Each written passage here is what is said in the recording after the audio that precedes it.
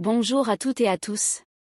Aujourd'hui, je vous invite à un voyage fascinant dans le temps, au cœur de l'Afrique de l'Ouest médiévale, pour découvrir l'un des plus grands empires africains de l'histoire, l'Empire du Ghana, aussi appelé Wagadu. Un empire riche, puissant, respecté, qui a posé les bases économiques et politiques de l'Afrique de l'Ouest bien avant la colonisation. Index revers pointant vers la droite blanc avant de commencer. Pensez à vous abonner à la chaîne, liker cette vidéo et activer la cloche pour ne rien manquer de nos contenus sur l'histoire africaine. Votre soutien est essentiel. Personne avec les mains jointes. Amphore 1. Qu'est-ce que l'Empire du Ghana? Contrairement à ce que son nom pourrait laisser croire, l'Empire du Ghana ne se trouvait pas dans l'actuel Ghana, mais principalement dans les régions correspondant aujourd'hui au sud de la Mauritanie, à l'ouest du Mali et à l'est du Sénégal. Le mot Ghana ne désignait pas le pays, mais le titre du roi, qui signifiait roi guerrier. Les habitants, eux, appelaient leur empire Wagadu. L'empire du Ghana a existé approximativement du IV au VI siècle, soit près de 700 ans de domination. Couronne 2. Les fondateurs, le peuple soninké. L'empire du Ghana a été fondé par le peuple soninké, un peuple commerçant, organisé et visionnaire. Les soninké ont su exploiter les ressources naturelles, contrôler les routes commerciales, mettre en place un État centralisé fort. Ils vivaient principalement de l'agriculture, l'élevage, mais surtout du commerce transsaharien. Index revers pointant vers la droite blanc. Si ce genre de contenu vous passionne, abonnez-vous maintenant, car d'autres grandes civilisations africaines arrivent très bientôt. Sac à argent 3. La richesse exceptionnelle de l'Empire. La puissance du Ghana reposait sur une richesse légendaire, l'or. L'Empire contrôlait les plus importantes zones aurifères d'Afrique de l'Ouest, notamment Bambouk, Boré. Mais ce n'est pas tout. Le Ghana dominait aussi le commerce du sel, une ressource vitale à l'époque. Index revers pointant vers la droite blanc or au sud, sel au nord, le Ghana était au centre de cet échange stratégique.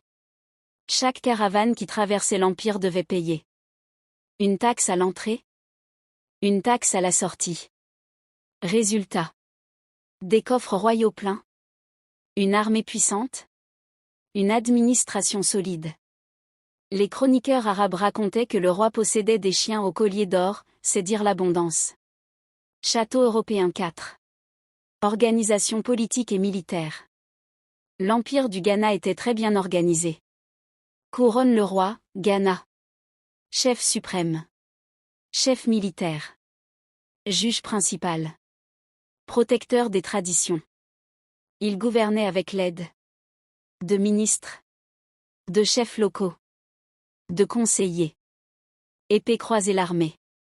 L'armée du Ghana comptait des dizaines de milliers de soldats. Elle protégeait les frontières, les routes commerciales, les villes. La capitale, souvent identifiée comme Kumbi Saleh, était divisée en deux parties. Une ville royale, une ville marchande habitée par des commerçants musulmans.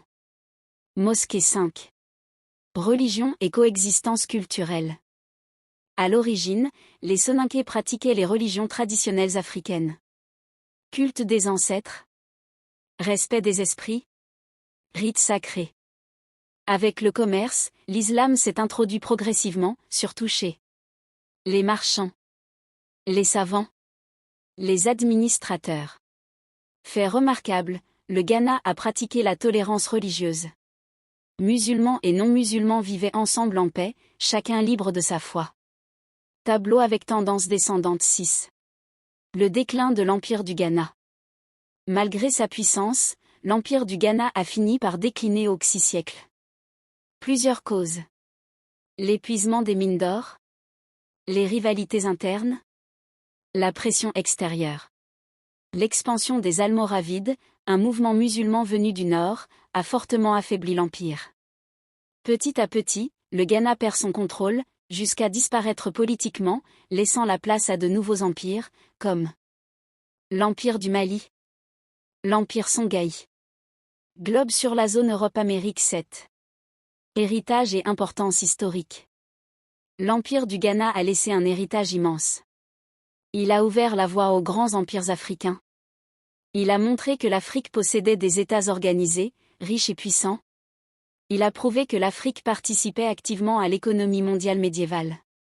Se souvenir du Ghana, c'est redonner à l'Afrique sa vraie place dans l'histoire. L'Empire du Ghana, ou Wagadu, n'est pas qu'un souvenir du passé. C'est un symbole de grandeur, d'intelligence politique et de prospérité africaine. Si vous avez appris quelque chose aujourd'hui, likez la vidéo. Laissez un commentaire. Abonnez-vous à la chaîne pour soutenir la valorisation de l'histoire africaine. Dites-moi en commentaire quel empire vous aimeriez découvrir ensuite. Mali, Songhai, Kanem-Bornou ou Zimbabwe? Merci de m'avoir suivi. À très bientôt pour une nouvelle plongée dans l'histoire africaine.